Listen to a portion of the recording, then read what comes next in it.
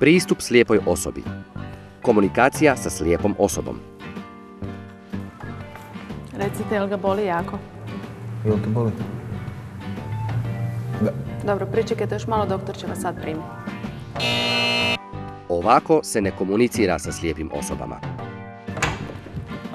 Perić, izvolite. Izvolite. Hvala. I recite mi koji ga zub boli? Pojma nemam. Ovako se ne komunicira sa slijepim osobama. Pravilan način je sljedeći. Recite, jel vas boli jako? Dosta.